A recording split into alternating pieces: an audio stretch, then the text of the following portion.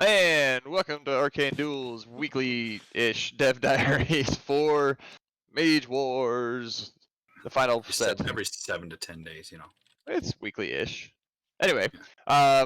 so we today have some changes, some promos to talk about, and the continuation of the contest. Coshade, what do we have first? Hey, I'm Coshade.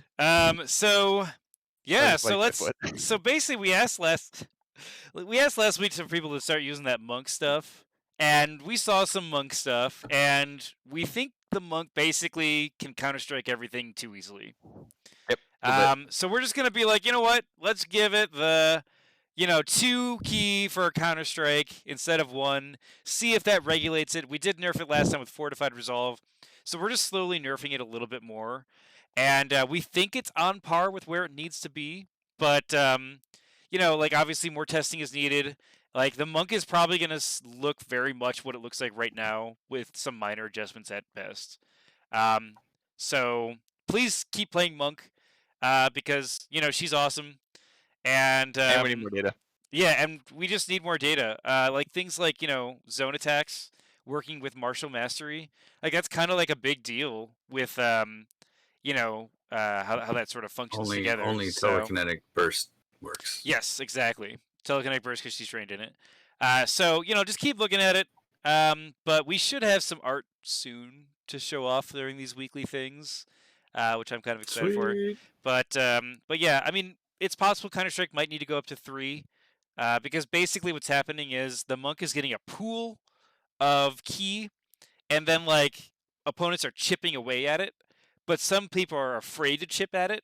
So the thing is, once it's gone, the monk just kind of dies. So we don't want to make it. Yeah, we don't want to make it so that it's really she just dies all the time because of that. So obviously 2 is going to be our minor adjustment. We're going to see what happens there. Paralyzing Strike. So let's talk about this card really quick. Paralyzing Strike number 1, we're eliminating. That's the one that basically you hit them. Card you see here. You hit them. Yeah, not this card. You hit them in the face, and they're like, oh, and their cards are they spit out of their mouth. It's their magic cards that they prep in their mind. Like, blah! It's a really unique card. But no, we're not allowing that anymore. We're going to get rid of that one. This one just says, if you have the key, when you strike something, you can make it inactive. So it's really good when you have initiative, and you might want to, kill a buddy build so it can't hit you. I'm actually not necessarily happy with where this card is right now. So if you have better ideas, please let us know. And obviously it's supposed to stun in some sort of way, so we're trying to integrate it with keys somehow. But if you maybe incapacitate in some way, it doesn't have to something stun, like that. Yeah, like something that Paralyzing Strike makes sense. Yeah, we're interested in ideas. Personally, I didn't necessarily have a problem with the discard thing, but we just have a lot of people saying that they don't like it. And I get it. It's kind of a really unique thing that might lead to some people being upset because they can't play their cards. It is a departure from the norm for sure. So we're just gonna say, you know what? Feedback received, community. We're going with this for right now until something better. So let's talk about Flame, Lightning, Holy Strike. I don't know. Do you guys want to talk about it? I got this. Sure, man. So the promo cards that originally existed were just give a subtype to your attack for a quick action, which was entirely lame. And one of the issues that we have constantly seen in Mage Wars in general is that enchantments far outstrip incantations for usefulness and effectiveness without on the first turn, even. Yeah. We could have made these enchantments and just given damage types to things with enchantments, but we wanted to try something different. And the difference is going to be that these are quick cast spells that allow you to get a melee hit in and augment that melee hit with a damage type. Now, because they are monk-esque spells and because that is a powerful ability, you don't actually get your melee plus on them, but you do get the damage type, and any pluses from the damage type that you will get, and you get the effect roll. And that's it. So Lightning Strike does lightning damage and dazed stun chance and is ethereal. We did add ethereal to this. Yes, and Flame Yeah, Strike right. is fire damage type and does 4 to 9 burn, 10 plus 2 burn, just like Fireball. Defrost. And Defrost, of course. And then Holy Strike is a very high daze chance and ethereal and gives you +1 versus non-living, in addition to anything you would get from, say, Malachi's Basilica or from your Dawnbreaker Ring. Yeah, I mean, the fact that these allow you to make a melee strike during your quick cast is a pretty big deal. And it's any creature. It's any Yeah. creature. You can target any creature with these things within 2 spaces, and that creature, regardless of state of activation, gets to make an attack. Interesting note. I don't think the Elementalist can. No. The Elementalist cannot use, unless he has a quick cast otherwise, he will not be able to use it on himself. Almost every other creature. Well, you can target any creature you want to, but they have to use a quick melee attack. If the Elementalist had a weapon, he could then use that weapon. That's true, he could. You know, so it does add up in some sort of way. So we're hoping that 5 mana is sort of like, we based it off of things like Battle Fury and Sweeping Strike. We're hoping that 5 mana is about right. This might be a little bit better than Battle Fury. We're not exactly sure. So I guess Situationally, could be. Yeah, right, because you don't get the melee bonuses, so it's all over the place. You know. Yeah, it's situational, but Yeah, I mean, I think that's the just point. want to These are good in reiterate certain that situations. all 3 of these can be used on any creature to get them a hit, to allow them to hit. So you can use this on your Iron Golem, and you can use this on your Grizzly Bear. You can use this on your Timberwolf that has Panther Stealth or whatever. Like you can augment your Whirling Spirit, which is the next card we're going to talk about. Good segue. Yeah. I like Shark, take Whirling Spirit away. I mean, this one's easy. We just added the elemental subtype. Yeah. Yeah. Nice job, Shark. Super easy. Dude, you nailed that one. I mean, it was the segue that did it, to be honest. It's a segue. Oh my god, I love it. The next one's actually pretty easy too, because it also just adds one subtype. Yeah, we added the we're going through protection. promos. Yeah. So this is one of those promos that when it first came out was but we're adding the protection to allow, Cassiel to cast it. We're thinking that with the rise of more incorporeal stuff, this card might be able to get used more. That being said, it might still be too expensive. So if you think it should be like 6 mana, let us know. We would love some test data on it too. Yeah, because obviously this thing, it does a lot of damage. I mean, it's pretty good with Siren's Call. Just saying. It's pretty good with Siren's Call. It's pretty good in a lot of interesting cases. It's also a bit on the expensive upfront side and slow to pay off, kind of. Mm-hmm. Like it does protect you from Eye of Bale. It does. It says worth the 8 mana. It says Mage's action phase, so I don't think Monk gets this twice. Just for anyone that actually says that, because I'm pretty sure action phase means the entire action. You're right. Like the entire phase itself, right? It's kind of a weird. That's the intent, and if we need to reword it, it's a weirdly worded card, but it's supposed to be not after your Mage's action, but it's supposed to be after the action's phase. Worst case scenario, we just say the end. Isn't there like an end step? Yeah, I literally didn't change this. Honestly, this is just how it is. It should be at the end of the round. There we go. That might be it. To give it a chance to run away. Right. If you think it needs a reword or reword. Go ahead. So let's talk about some bugs, guys. When I was a kid, I used to love playing with bugs, man. Box Elder Tree we had in my backyard. They're nasty, but they're awesome, man, when you're a kid. Anyway, Death's Head Scorpion was a promo card. Same thing with Lightning Beetle that came out a long time ago, and they're supposed to be like giant insects. And what we're doing is we're just going to add the animal trait to it. Basically, our feedback here is I wish we had a mage that could sync with it. And theoretically, we were supposed to have druid cards that had that. That's why we got Swarm and stuff. But we never really got anything to sync with this. We're just making them animals so that they can go with the Beastmasters. Hey, insects are animals too, okay? I mean, right. Okay, can we talk about that? Right. Because they are animals, but like they're not. Like, isn't like an ant considered speciesism? It's like a weird like subtype of something. I don't know. All of those are literally I mean, they're obviously not plants, but there are 3 gigantic categories. Yeah, exactly. Animal, vegetable, and mineral. Mineral, yeah. I mean, what are viruses? Mineral Right? is your equipment. Vegetable is your plants. All right. And animal is everything that walks around. I like this new system that we're making up here. I like it, man. Anyway, we're gonna be at the animal. I want to know if this is too good. If you give it a pet marker, if you make it, I don't know, charge. I don't think it's going to be, but it syncs with a lot of cool stuff, and I think people are actually going to be able to use this, except for you, Jason, because I think I remember you using this card a bunch. Same thing with Lightning Beetle. Lightning Beetle is a super good card, man. It's level 3, so it's still a little tough for players to take. But I don't know. Level 3, give it a pet. Maybe it's good. Also, this is a good way for nature. Farkas, I'm expecting you to show us that these are good or broken, Farkas. So do it. Oh yeah, dude, Farkas, you're perfect for this, man. I mean, so basically, this Lightning Beetle is a really good answer to ethereal stuff because he's tanky and he's just nice. But anyway, you guys get it.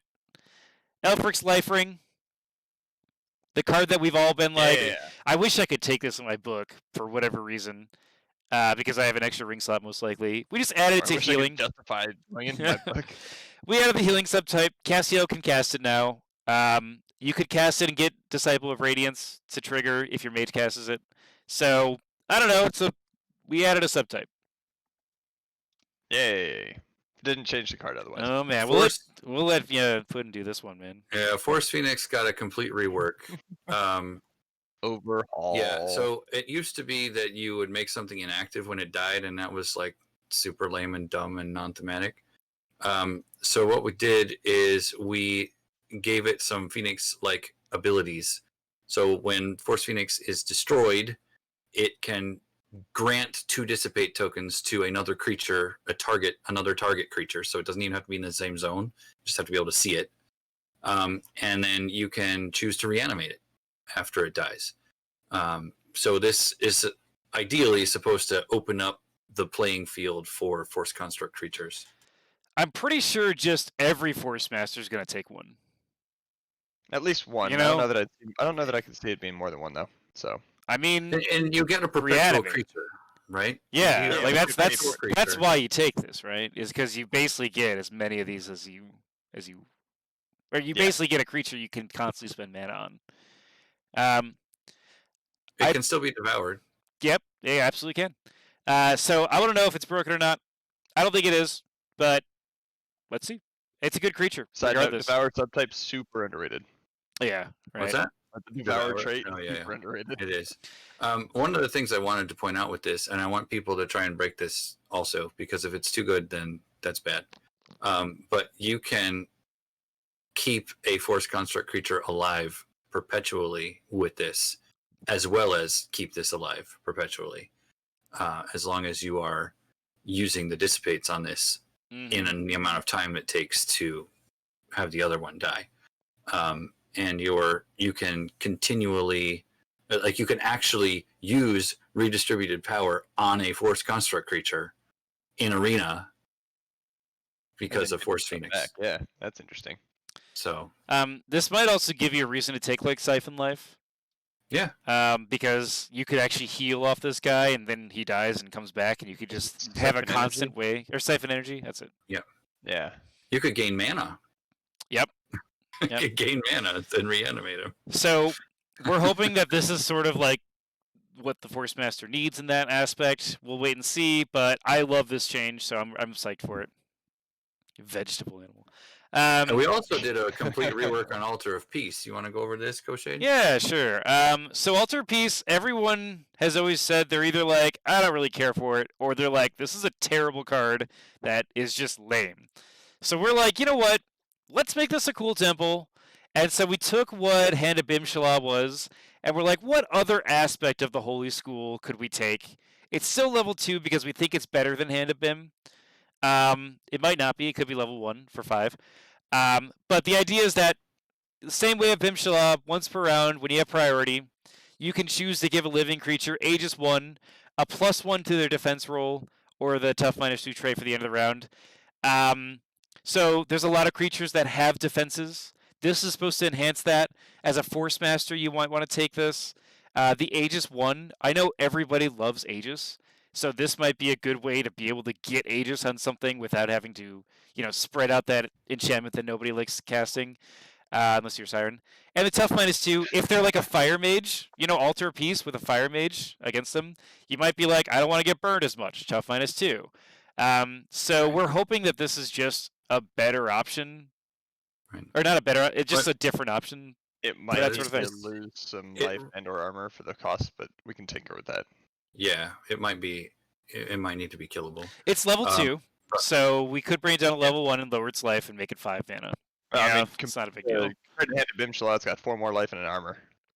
Yeah, this is great for Monk. This is great for anybody who wants to. Does Bim have armor? Yeah, it does. Am I completely it off? does. I was Two wrong.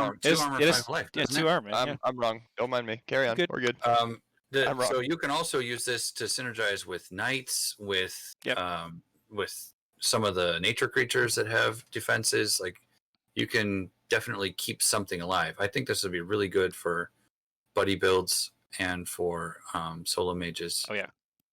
It's So really useful and it's not as lame as the old one. yeah, and our goal again is this is a community project, so we're pretty much like, how can we make all these cards powerful enough to we want to be used? I think the next one, I think I saw Fernando in. We'll get to the one I'm talking about actually in a second. But we're going to talk about Heart-of-Graphical first. So we're just removing the Legendary and War Mage only, and we're making it 1/1, and we're giving it the Martial subtype. I don't know.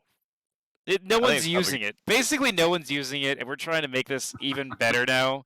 So we don't want to drop it. I guess we could redesign the whole thing to be like, the number of enchantments they have, you get +1 to your 4-die attack or something like that, because it's, a Gravicore thing. But that would be the Harshforge hammer. Gravicore is about anti-flying, right? Yeah, that's right. Yeah. Which is silly that it can be thrown. But I don't know. We could revamp it to be like a Harshforge hammer, I guess, but I don't know. I don't really want to do that right now, but we're hoping that this is good, but we think we might have to revamp the whole card because, or I don't know, Seismic Hammer might change. I mean, they're both good, and we have to keep the art for them, so we don't know exactly know what to do yet. So I think it's in a good spot now. I think it's playable. I mean, think about it, right? Like, Returning Throw, that's like a free Arcane Zap. It's a little bit better with 8 Sam, but you spend mana on it. It's only a free Arcane Zap after 8 rounds. Yeah, right. That's 4 fair. rounds. I mean, you pay After for 4 it. rounds. But, if you Battle Fury this, you can get the Mighty Bash twice. I don't know. It could be cool. Can we have Harshforge Hammer, please? Oh my god. You can also Flame Strike yourself and get +2 fire and +2 corporeal conjuration against a druid tree with this thing. Well, this is going in literally every book now. It's a cool card. Honestly, it's a really cool card, and just play around with it. We made options We made the monk be able to use it, so well, everybody can use it too. Yeah. So I mean, check it out. I mean, obviously the paladin would like this as well. Yeah. So let's talk about Fernando. I mean, let's talk about Hidden Tunnels, because he's the guy that basically Fernando's the guy online that's using Warlord in barracks form. So which is the way Warlord should be played. So I've literally watched 10 games. Fired. We've watched 10 games, or I've at least watched 10 games that Fernando sent of just Warlord. And I'm like, okay. And I looked at Hidden Tunnels, and I'm like, this is literally a card that's not getting used. So I talked to you guys, and we were like, how can we make this usable? We don't know if this is still good enough, but the idea is that you attach it to an outpost instead of a zone now, and that outpost that it attaches to gains 3 life, and this isn't invisible anymore. It could actually be destroyed, but you'd probably just destroy what it's attached to. And then it's basically the same idea that you can move back and forth friendly soldier creatures through it for 1 action. So the idea is that if you have a bridge troll, you can move them up to the front line or back to defend if they go after your barracks. Something like that. I think we made it cheaper. Did we make it cheaper? We did make it 2 mana cheaper, yeah. It's 2 mana cheaper. That's right. It's still level 2. That's right. It only targets outposts, so you can only attach it to an outpost. Yeah. One thing I would like to see whether or not this is too strong in a Warlord Turtle build where you can move from your barracks to your Archer's Watchtower in one move, and you put the hill behind the wall and all that jazz. So Yeah, make I it mean, happen. yeah, it happen. right. I don't think Just it'd be too strong. just to know, That'd be useful though. yeah, you can't actually push someone through the tunnel. So if you have like a a Crimson Sniper, you can't be like force push through the hidden tunnels to appear at Archer's Watchtower to shoot. You're like that doesn't work. But It's not a thing. but the quick range guys might be able to use the indirect with Archer's Watchtower and a wall and a wall or something. Yeah. Right. I don't know. You could actually have a barracks and 2 Archer's Watchtowers. And a bunch of quick attack range guys behind walls. You can just zoom around and shoot stuff.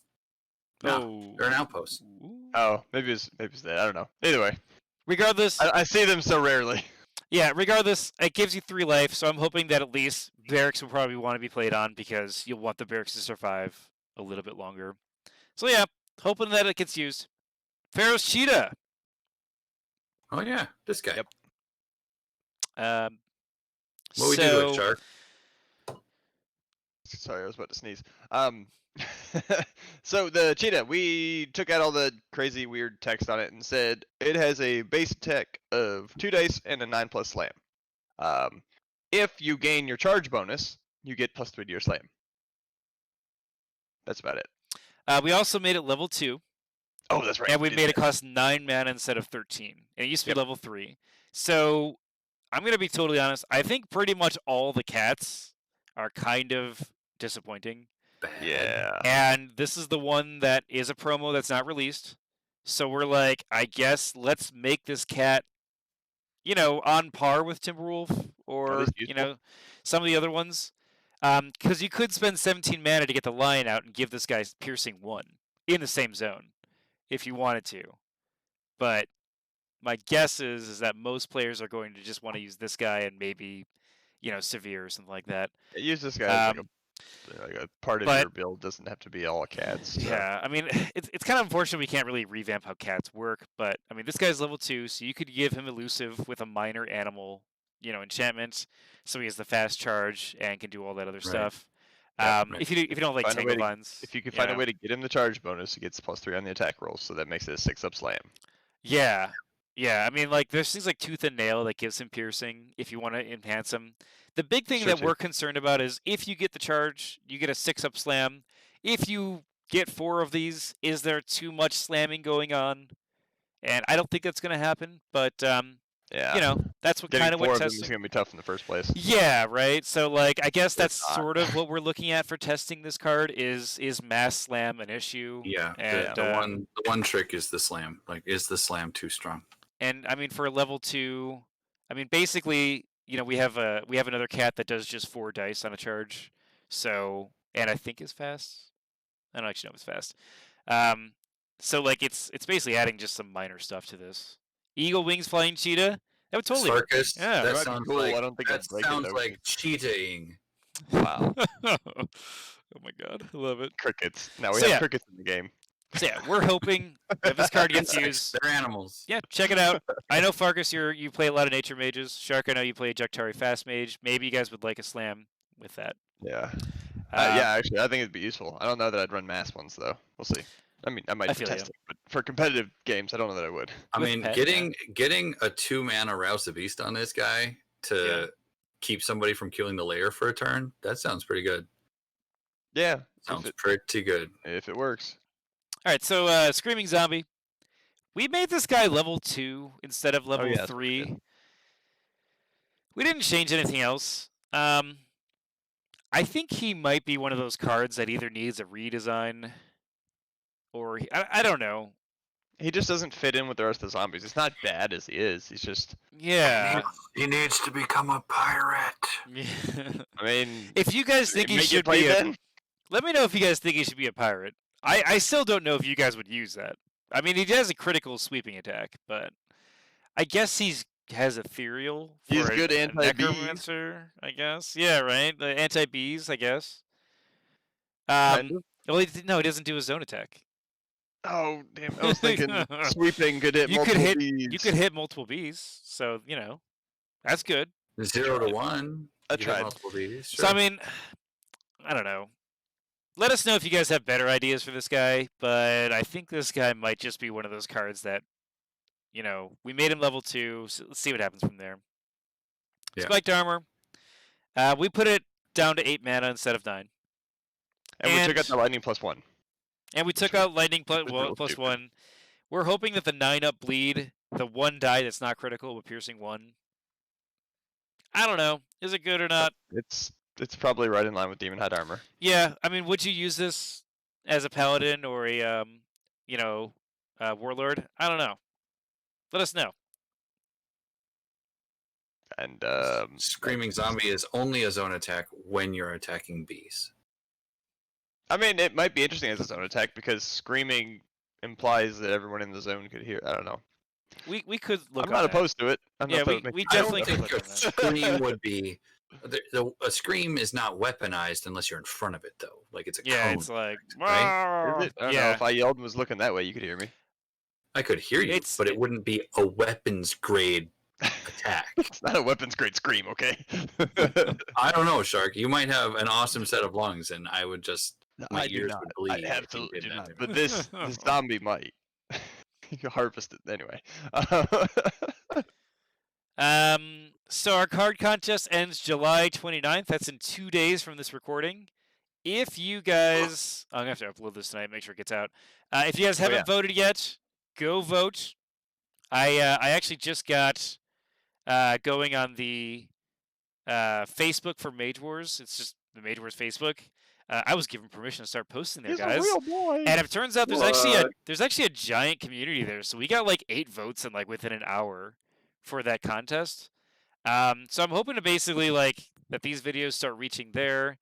And if you guys are from Facebook and that's how you found us here, welcome. I wish we could have reached out to you guys sooner because we're in like the last we probably have another month or so of this testing left. But feel free to join in because seriously, now's the time. Anyone can submit games. Yeah, exactly. Or data of any kind, opinions. So, feedback.